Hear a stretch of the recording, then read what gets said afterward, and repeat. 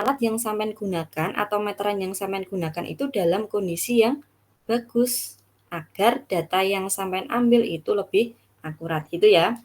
Oke. Bentuknya instrumen penelitian itu nanti ada macam-macam ya. Contoh jenis-jenis instrumen penelitian dalam bidang sosial. Contohnya adalah yang paling familiar, mungkin sampai pernah tahu yang namanya kuesioner gitu ya. Nah, kuesioner itu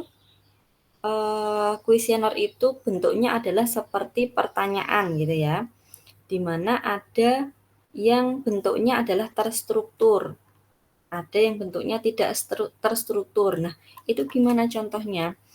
Kalau sampean tahu kuesioner yang terstruktur, itu biasanya pertanyaannya itu sudah disusun dengan pilihan jawaban yang terbatas. Misal, ada pertanyaan seperti ini, seberapa sering Anda melakukan ibadah sholat 5 waktu? Nah, ada pilihannya. 1, saat sampean sangat jarang. Sampean memilih 2, saat kondisinya itu jarang, 3 cukup sering, 4 sering, dan 5 sangat sering. Nah, ini namanya adalah kuesioner yang terstruktur. Nah, kalau yang tidak struktur adalah pertanyaan terbuka. Kalau yang ini tadi adalah pertanyaan tertutup. Tertutup itu artinya si peneliti itu sudah menentukan pilihan jawabannya. Tapi kalau pertanyaan terbuka, nanti intinya memungkinkan responden itu memberikan jawaban dengan kalimatnya sendiri. Contoh, yang Anda rasakan setelah melakukan ibadah puasa Ramadan. Nah, itu adalah contoh pertanyaan yang terbuka. Artinya itu adalah kuesioner yang tidak terstruktur, itu ya. Itu salah satu jenis instrumen dalam penelitian. Ada yang pertama kuesioner. Terus ada lagi alat untuk mengukur, alat untuk mengambil data itu adalah wawancara.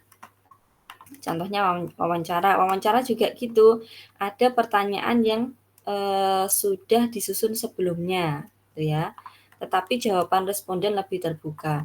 Terus ada jenis wawancara yang tidak terstruktur. Nanti pertanyaannya itu lebih fleksibel dan dapat disesuaikan dengan jawaban responden. Jadi yang terstruktur itu kalian sudah menyiapkan teksnya ya, menyiapkan skrip wawancaranya itu terstruktur. Nah, kalau yang tidak terstruktur itu berarti berkembang seiring nanti jawaban respondennya itu seperti apa. Contoh, misal kalian sudah menyusun skrip wawancara itu, pertanyaannya adalah apa yang memotivasi Anda untuk memilih agama tertentu, gitu ya. Nah, nanti seiring dengan jawaban responden, nah kalian kembangkan.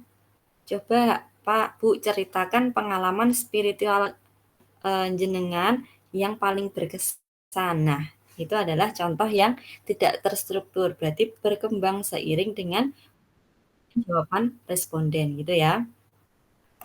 Terus ada lagi apa? Selain ini tadi apa kuesioner, wawancara, ada lagi namanya adalah observasi. Nah, observasi itu adalah apa? Pengamatan. Jadi, kalau pengamatan itu kita langsung terlibat di dalam aktivitas yang kita amati, gitu ya. Itu namanya observasi ada 2 macam, ada partisipan dan non-partisipan. Kalau partisipan berarti penelitinya itu terjun langsung, tapi kalau non-partisipan berarti penelitinya hanya mengamati dari luar. Tuh contohnya. Contoh yang partisipan, peneliti mengikuti kegiatan pengajian di sebuah masjid untuk mengamati interaksi antar anggota. Kalau non-partisipan, contoh sampean itu mengobservasi di luar lokasi itu, misalkan peneliti mengamati perilaku jamaah saat melakukan ibadah di gereja dari balik kaca satu arah. Jadi sampean mengamatinya dari luar. Itu ya. Itu namanya adalah observasi. Terus, nah, dokumentasi yang kalian ketahui itu apa biasanya? Dokumentasi itu biasanya yang paling familiar adalah bentuknya seperti foto gitu ya, identiknya dengan yang namanya foto. Jenis-jenis instrumen salah satunya adalah dokumentasi. ada dokumentasi pribadi, ada dokumentasi publik. Nah, dokumentasi pribadi itu bisa berupa yang namanya surat, bisa diary, ya toh, bisa foto, bisa video. Nah, contoh kalau dokumen publik yaitu salah satunya adalah laporan penelitian. Nah, laporan penelitian itu biasanya dibentuk dalam suatu buku tuh ya. Nah, itu namanya adalah dokumen gitu ya. Di situ ada datanya. Contohnya lagi adalah data sensus, arsip sejarah itu adalah dokumen-dokumen milik publik gitu ya. Oke, itu adalah beberapa jenis instrumen yang digunakan dalam bidang sosial. Tadi ada kuesioner. Lalu yang kedua ada wawancara. Yang ketiga ada yang namanya observasi. Lalu ada yang namanya dokumentasi gitu ya. Terus saya lanjutkan. Nah, ini kalian harus tahu ada dua macam instrumen. Dua jenis instrumen, ada instrumen yang bentuknya itu adalah tes, ada instrumen yang bentuknya adalah non-tes. Jadi kalau tes itu diukur dengan terstandarisasi gitu ya. Contohnya adalah ini. Saat sampean pengen melakukan tes kemampuan mahasiswa gitu ya. Nah, tesnya itu bisa dalam bentuk TPA, tes potensi akademik, tes IQ, dan tes bakat, gitu ya.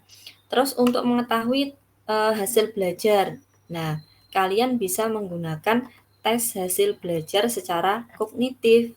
Jadi hasil belajar atau nilainya tadi apa tuh? Nah nilai itu kan diambil dari yang namanya soal ujian, soal ujian atau soal ujian kan ya. Itu namanya adalah instrumen yang bentuknya tes.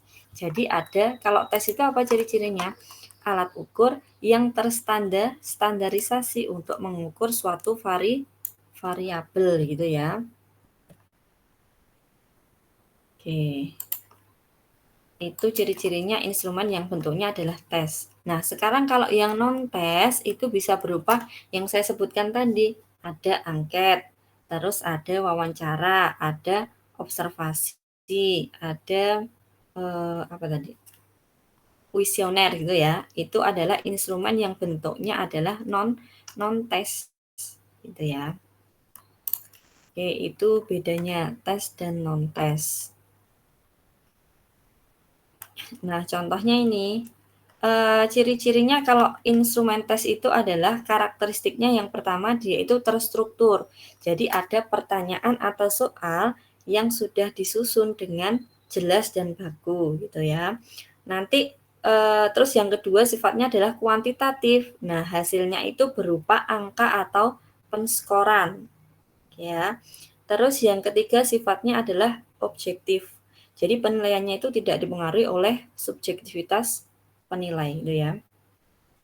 Terus yang keempat itu memang harus ada standarisasinya. Jadi ada prosedur pelaksanaan atau penskoran yang telah ditetapkan secara baku. Jadi misal sampai memberikan soal tes kepada misalkan sampean seorang dosen gitu ya, memberikan soal ujian. Nah, di soal ujian itu pasti sudah ada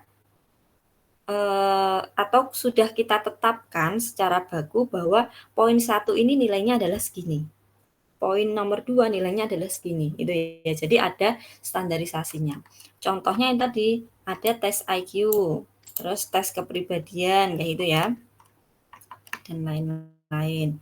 Nah, tujuannya adalah untuk mengukur kemampuan, mengukur pengetahuan, sikap, atau karakteristik individu secara spesifik, gitu ya. Nah, kalau non-tes, alat ukur ini lebih fleksibel dan tidak terstandarisasi, gitu ya. Oke, sering digunakan untuk menggali informasi yang lebih dalam dan sifatnya adalah kualitatif, ya.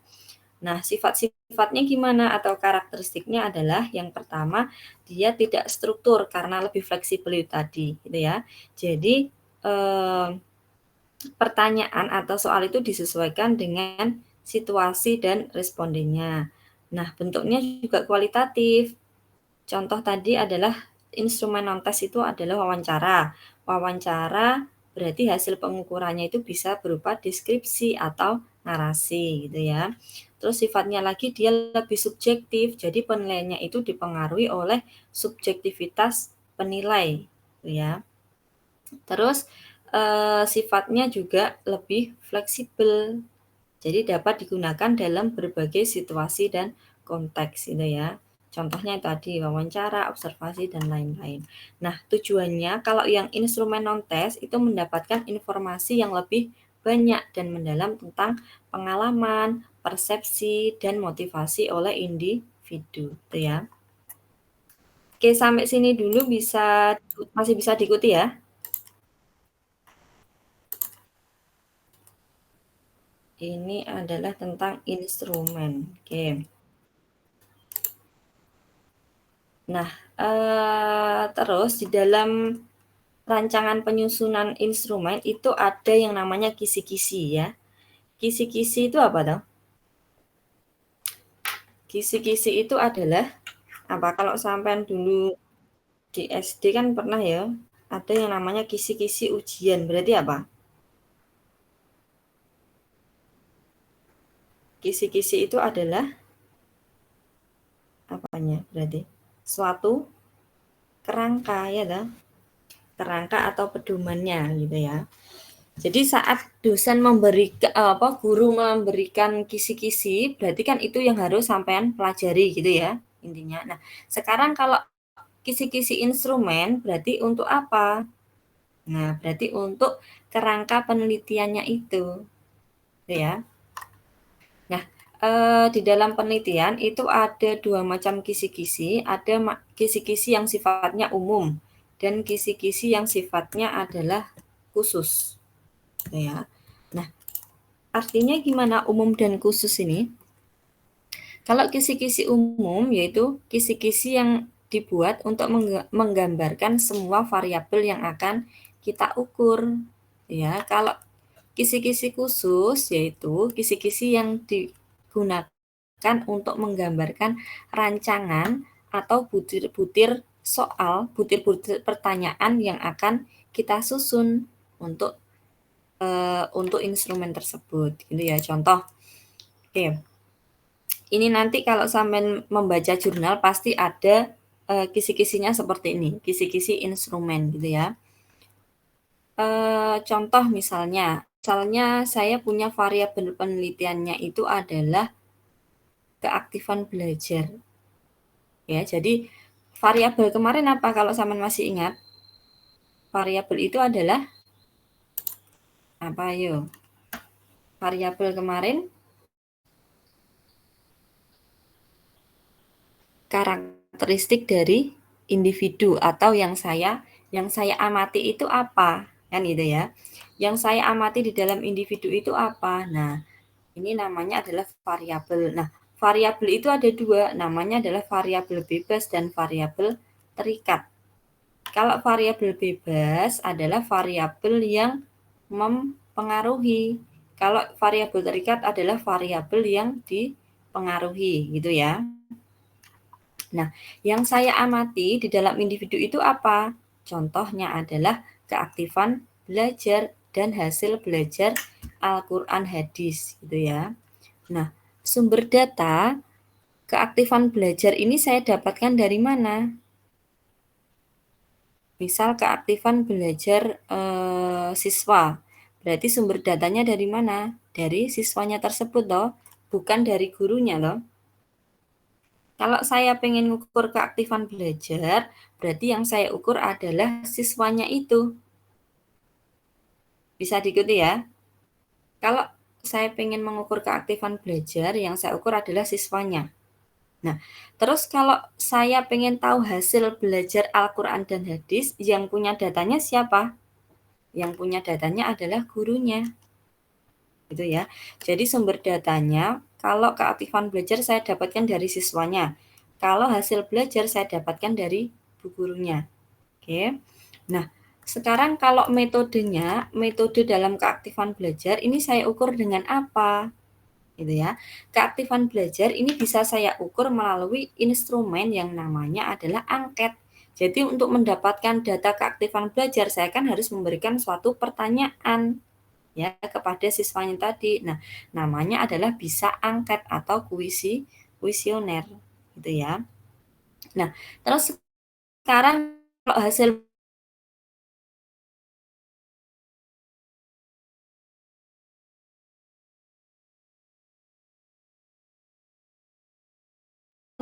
penilaian. Nah, di mana di situ pasti didokumentasikan. Contoh misalkan seperti dosen gitu ya memberikan nilai mahasiswa, dokumentasinya di mana? Di Siakat. Nah, pasti ada yang namanya dokumentasi gitu ya. Oke. Instrumennya yang tadi angket. Kalau dokumentasi instrumennya apa? Ya bisa namanya adalah daftar nilai kalau di siswa ya. Kalau mahasiswa kita pakai yang namanya Siakat gitu ya. Oke, itu adalah contoh kisi-kisi umum. Nah, ini adalah contoh dari kisi-kisi khusus. Nah, kalau kisi-kisi khusus itu lebih detail. Jadi, misal sampean mengukur variabel keaktifan belajar. Nah, itu pasti ada yang namanya indikatornya. Ya, pertama yang sampean lihat apa kira-kira keaktifan belajar itu? Pertama, bisa ini sesuai dengan teori di buku ya. Jadi indikator itu saya tidak bikin sendiri tapi ada teorinya. Nah, ada teorinya sendiri. Jadi misal keaktifan belajar itu indikatornya adalah bagaimana keaktifan melihatnya, bagaimana keaktifan bicaranya, bagaimana keaktifan mendengarkan, gitu ya. Nah, terus kita bagi lagi dari indikator itu kita kembangkan menjadi subindikator. Itu yang dinamakan dengan item pertanyaan yang biasanya sampai baca di dalam instrumen kuesioner. Gitu ya. Jadi, misal subindikator adalah menyimak penjelasan guru. Nah, kira-kira bagaimana respon siswa di dalam menyimak penjelasan guru? Nah, itu dituangkan di dalam instrumen kuesioner. Nah, ini item soalnya nomor berapa? Nomor 1 dan nomor 12. Jumlahnya ada 2 soal. Jadi ini dikembangkan gitu ya. Ini namanya adalah instrumen kuesioner. Ini instrumen khusus itu seperti ini. Jadi ada variabel, ada indikator, ada subindikator di mana di situ akan dikembangkan menjadi suatu pertanyaan. Gitu ya. Nah, namanya adalah kisi-kisi khususnya. Oke, gitu ya. Nah, terus ini bisa dibaca sendiri manfaat dari perancangan instrumen karena pada dasarnya instrumen itu adalah alat untuk mengambil data. Berarti sampean merancang ya atau menyusun instrumen itu manfaatnya untuk apa? Kan itu ya, untuk memudahkan kalian di dalam penelitian itu. Oke, di dalam mengambil data ya. Nah, prosedur dalam pengadaan instrumen yang baik itu yang pertama kita harus membuat perencanaan atau kisi-kisi tadi ya. Terus ada penulisan butir soal. Jadi sampean dari subindikator itu dikembangkan menjadi beberapa butir pertanyaan atau soal. Nah, terus nanti ada yang namanya penyuntingan itu seperti editing ya, editing. Terus yang langkah keempat, nah langkah keempat itu ada yang namanya uji coba. Jadi setelah kalian membuat yang namanya instrumen, itu perlu diuji cobakan. Nah, setelah diuji coba itu dianalisis. Nah, kira-kira hasilnya gimana? Apakah alat yang sampean buat tadi seperti kuesioner, apakah sudah layak untuk disebarkan? Gitu ya. Itu perlu dilakukan uji coba. Nah, lalu nanti ada hasilnya. Setelah nanti muncul hasilnya, nanti akan kira-kira kalau memang belum layak, maka perlu dilakukan yang namanya perbaikan atau revisi, gitu ya. Itu demi instrumen yang baik. Oke. Dari sini masih bisa diikuti ya. Kalau saya terlalu cepat nanti bilang ya. Oke. Nah, kriteria instrumen penelitian yang baik sudah saya katakan tadi ada beberapa langkah. Nah, salah satunya adalah perlu melakukan yang namanya uji coba gitu ya.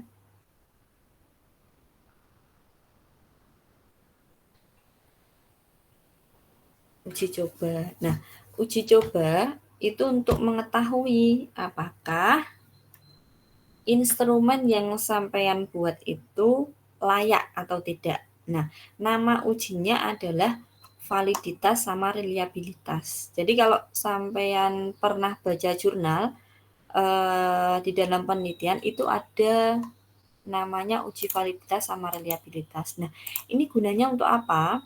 Validitas sama reliabilitas ini penting digunakan ketika sampean punya instrumen penelitian bentuknya adalah angket sama kuesioner.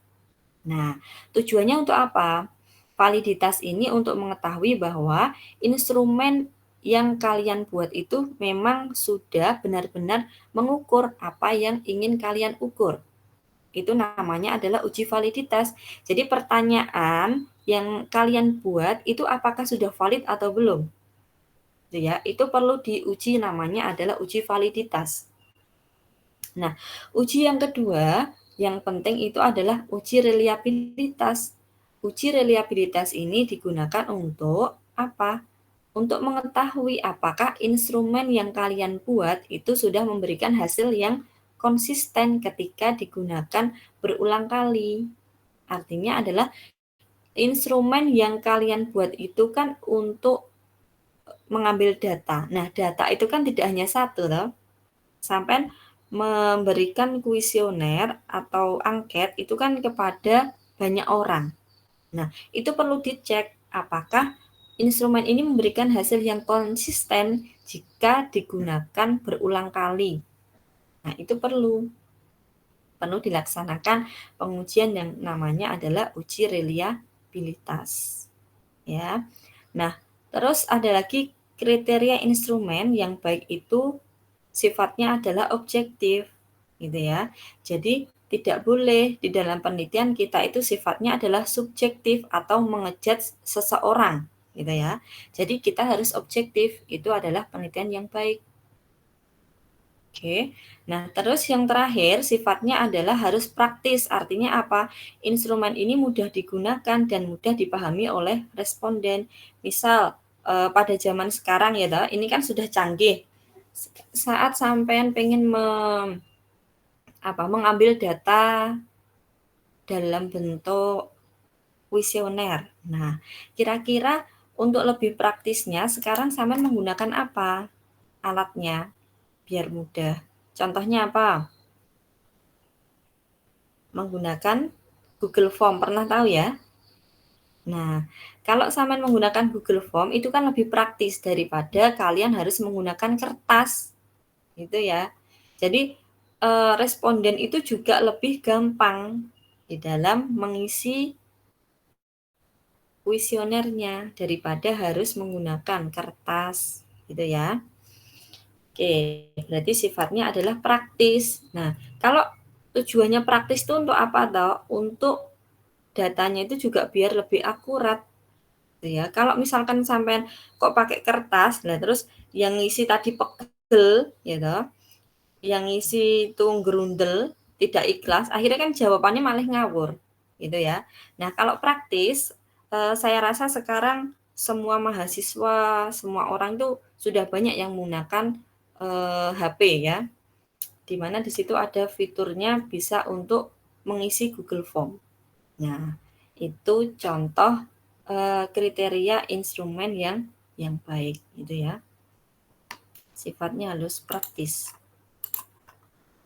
Oke, ini adalah peta konsep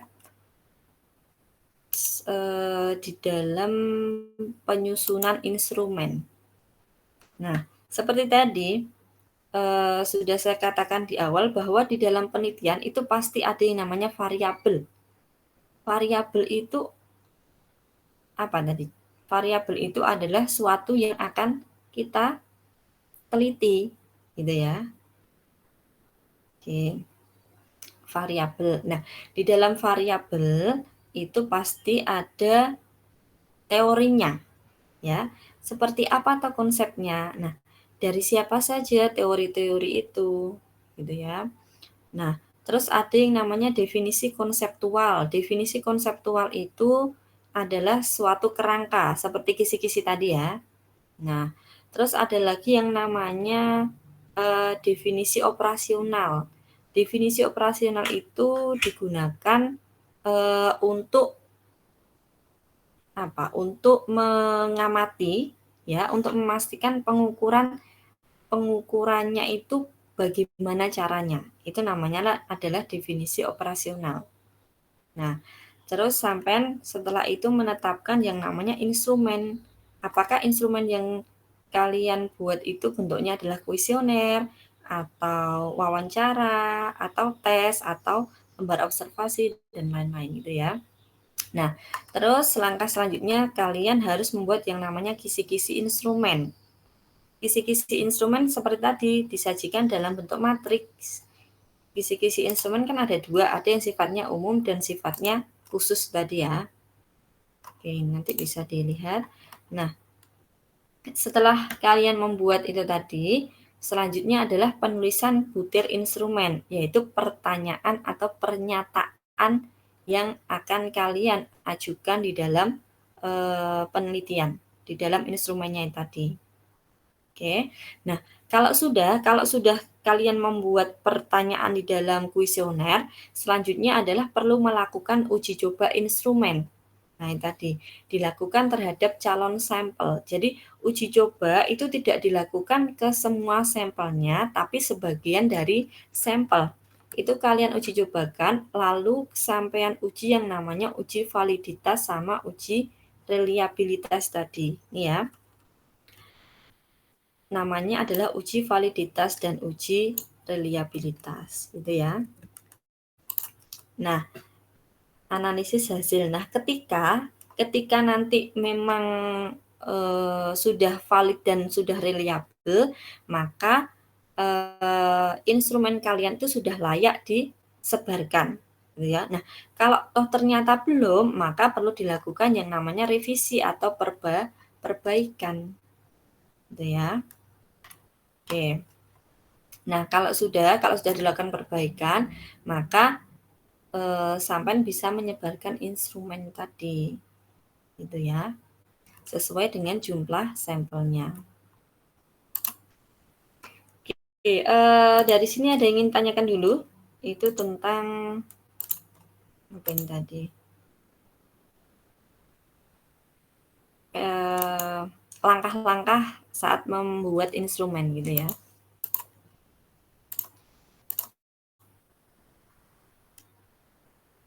Ada yang ingin ditanyakan dulu?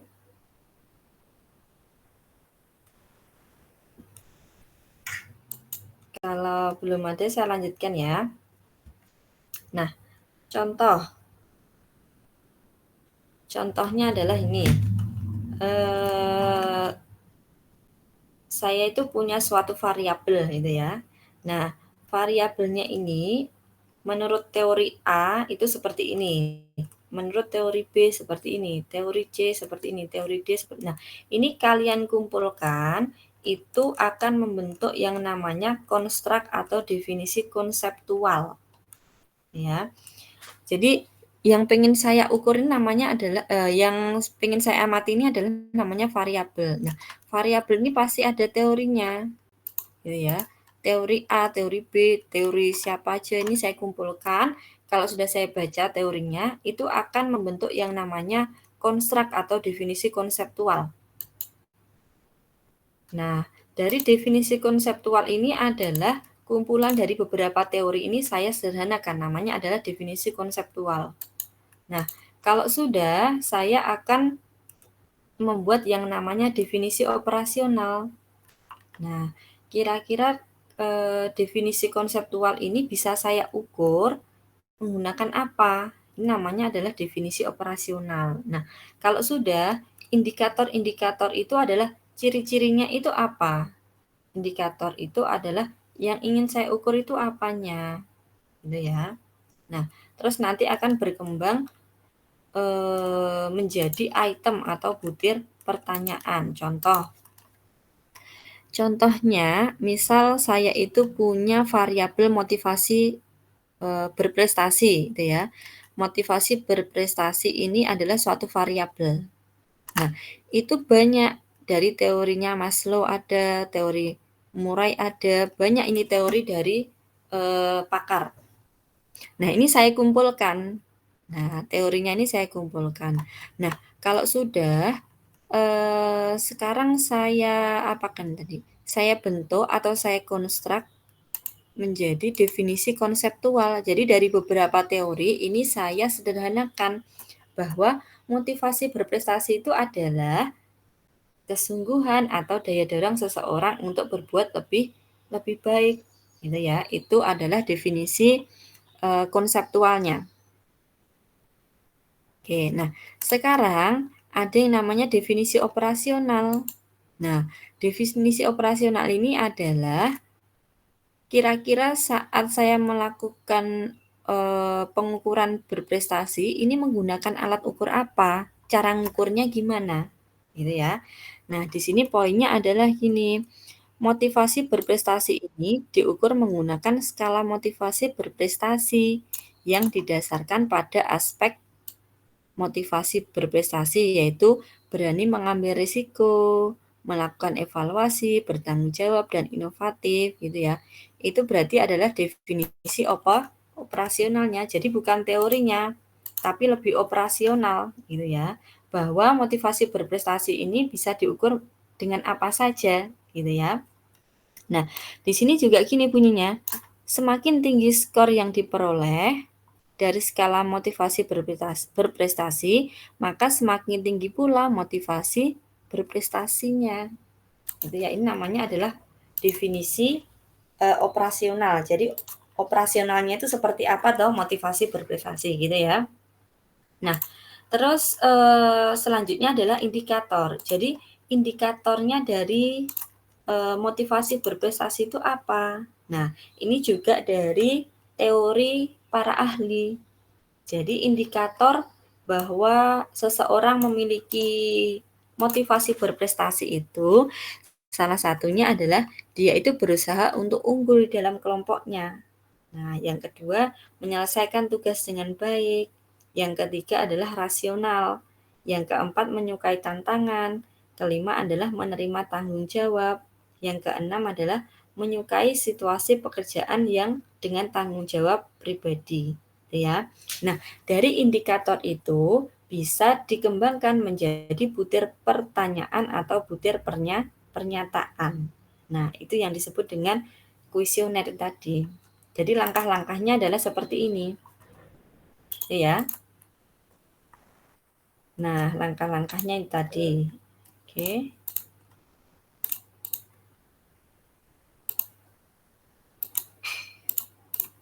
Oke, sekarang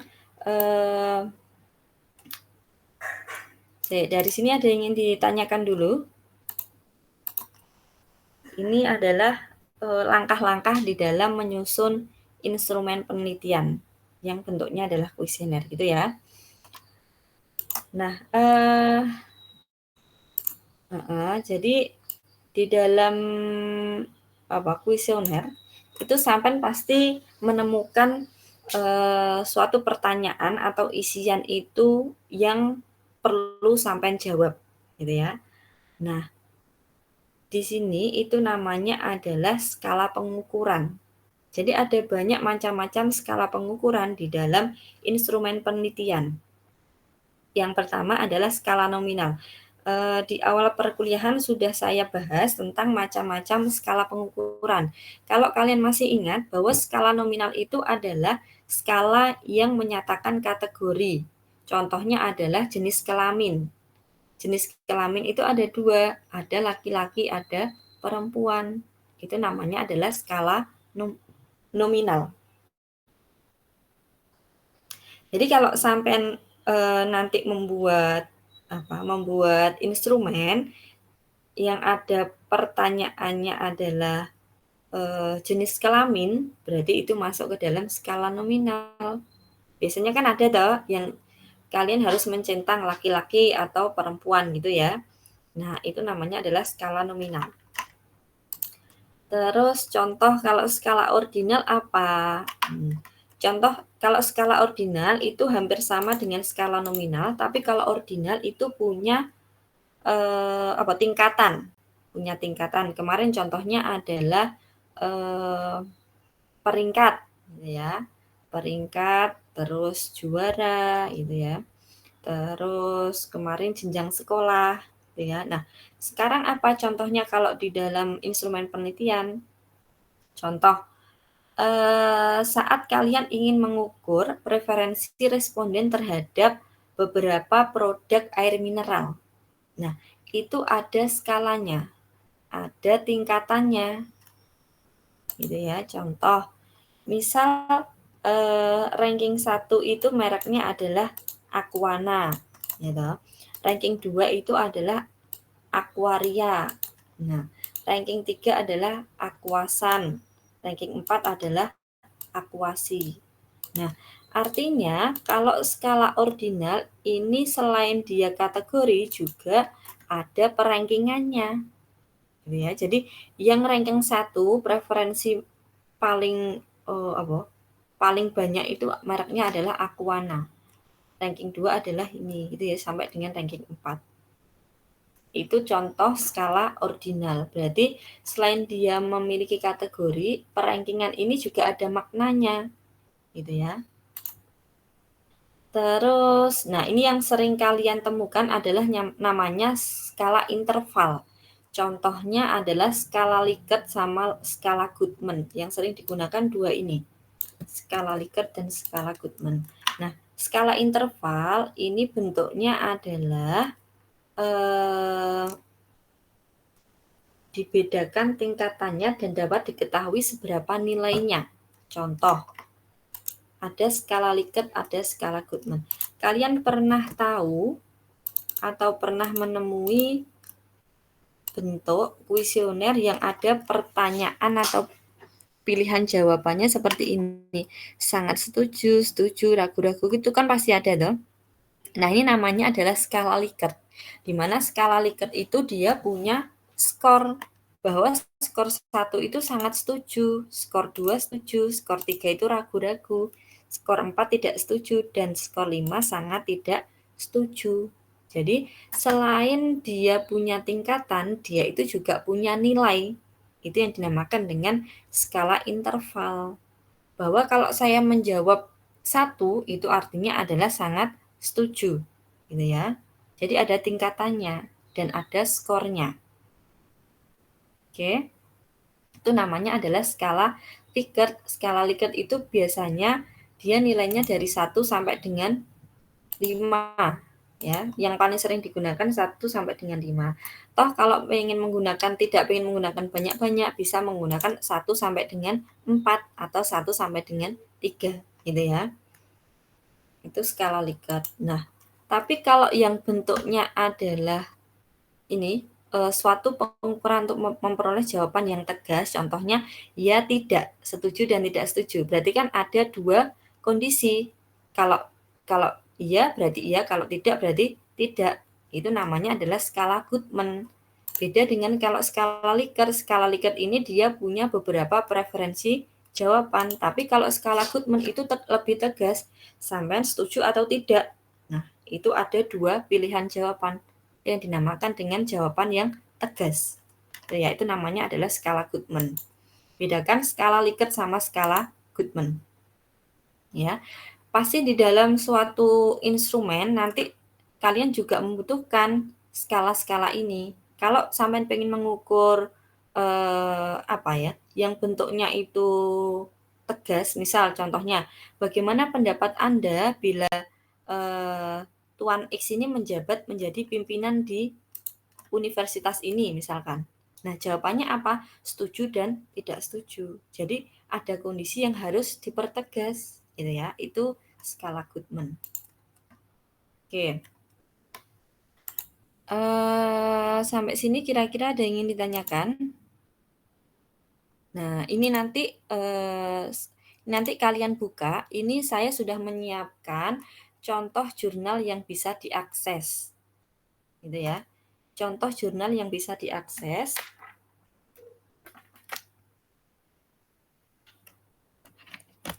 Ini tentang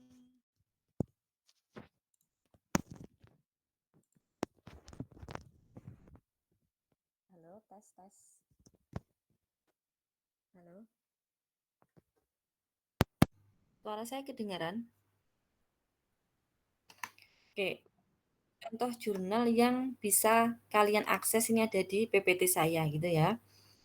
Ini jurnalnya tentang penelitian di seputar apa ya? Seputar ini. Apa namanya? Komunikasi Penyiaran Islam atau KPI. Ini yang saya pilih. Nah, kalau sampean nanti butuh ide, berarti sampean harus apa ya? Harus membaca banyak jurnal gitu ya intinya. Nah, ini beberapa contoh jurnal yang bisa kalian akses. Itu sedikit contoh gitu ya. Nah, ini saya tunjukkan beberapa contoh judul penelitian kuantitatif di beberapa mahasiswa di KPI, gitu ya. Ini saya dapatkan dari UIN Sumatera Utara. Nah, salah satu contohnya tadi saya baca bahwa di mahasiswa KPI itu bisa loh ternyata penelitiannya itu sifatnya kuantitatif, jadi nggak harus kualitatif, gitu ya. Nah, contoh penelitian yang kuantitatif itu contohnya ini nomor 19. Ini penelitiannya Lasmita misalnya. Nah, judulnya adalah ini pengaruh Instagram terhadap eksistensi komunitas Indonesia tanpa pacaran. Nah, ini coba nanti sampean pikir kira-kira kalau saya pengen meneliti ini ya, alat yang harus saya siapkan itu apa? Ya, alat untuk mengukur ini apa kira-kira?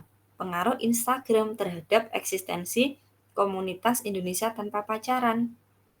Itu apa kira-kira? Nah, itu kan ada variabel, ada dua variabel loh, pengaruh Instagram. Nah, Instagram ini yang sampean ukur nanti apanya? Apakah intensitas penggunaan Instagram atau apa? Nah, itu kan pasti ada teorinya loh. Terus variabel yang kedua adalah eksistensi komunitas Indonesia tanpa pacaran. Nah, ini yang saya ukur apa? Nah, itu perlu sampean asah gitu ya, sampean ketahui apa kira-kira. Terus contohnya yang kedua, pengaruh intensitas penggunaan internet terhadap interaksi sosial mahasiswa KPI di UIN Sumatera Utara. Nah, kira-kira intensitas penggunaan internet itu indikatornya apa saja? Ya, indikator interaksi sosial itu apa saja? Nah, nanti bisa kalian kembangkan menjadi butir pertanyaan yang akan disajikan dalam bentuk kuesioner. Nah, itu bisa dianalisis.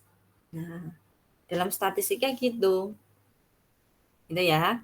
Terus ada lagi pengaruh aplikasi Wattpad terhadap minat baca kajian dakwah pada mahasiswa KPI. Ya. Nah, pengaruh aplikasi Wattpad. Nah, Wattpad itu ada apa saja toh di situ?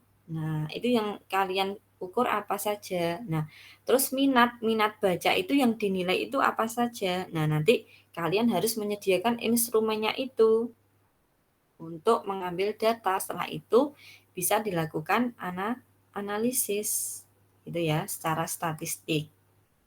Nah, ini coba nanti kalian akses jurnal yang ada linknya di sini, gitu ya.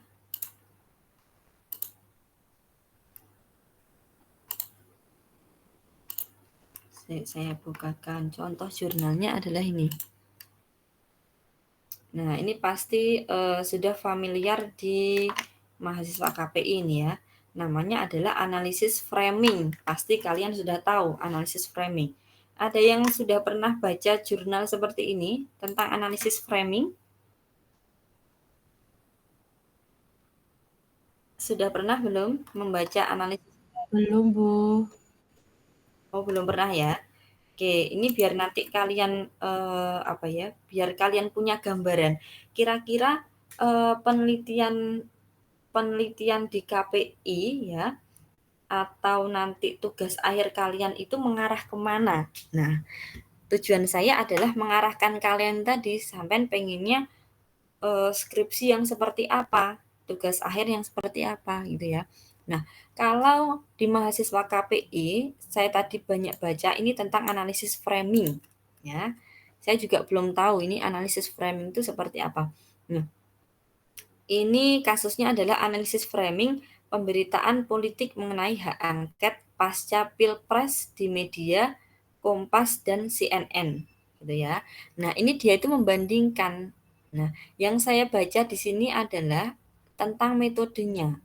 Jadi statistika itu penting saat kalian membuat suatu metode gitu ya.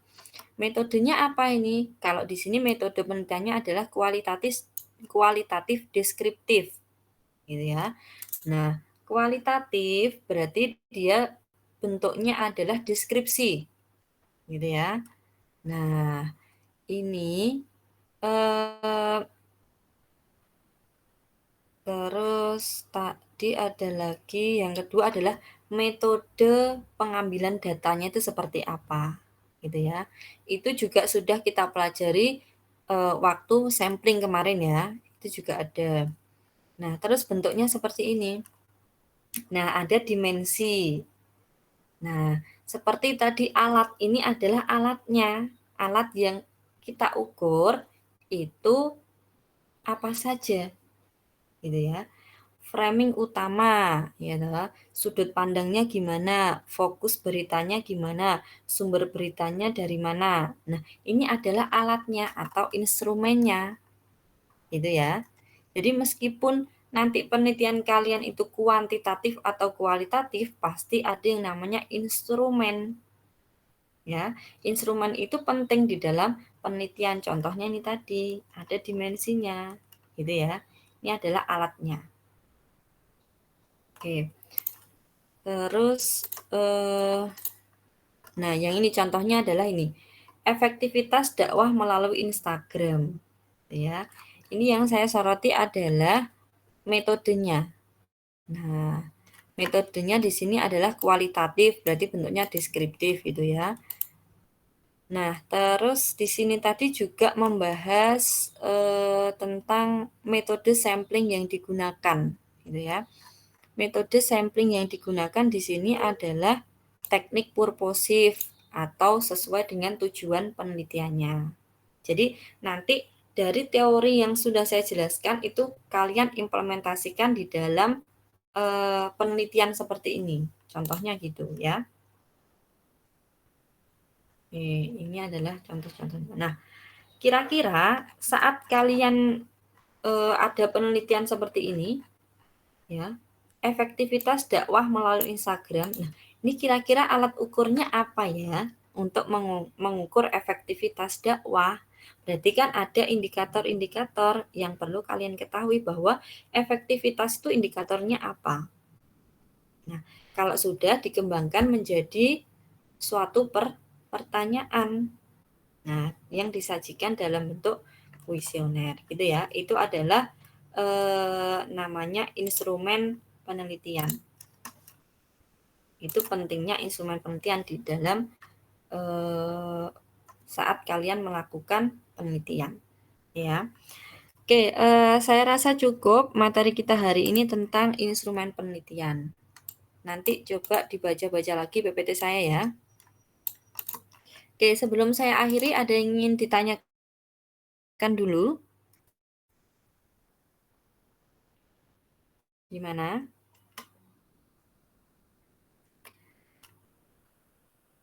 Belum ya? Kalau belum, oke, kalau belum berarti kita lanjutkan minggu depan ya?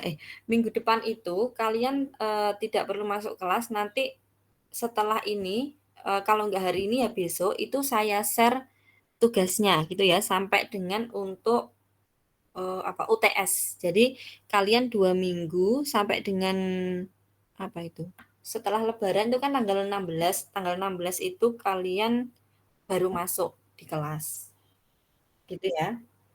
Jadi setelah lebaran kalian mengerjakan UTS di rumah. Nanti saya konsepkan dulu besok tugasnya sama UTS-nya seperti apa, nanti akan saya share ke kalian, gitu ya. Oke, kalau tidak ada pertanyaan saya rasa cukup ya. Terima kasih. Heeh, untuk PJ-nya nanti bertanggung jawab mengabsen mahasiswa atau temennya yang nggak masuk ya, Mbak. Oke, saya rasa cukup. Terima kasih atas perhatian dan kehadirannya. Sekian dari saya. Wassalamualaikum warahmatullahi wabarakatuh. Betul.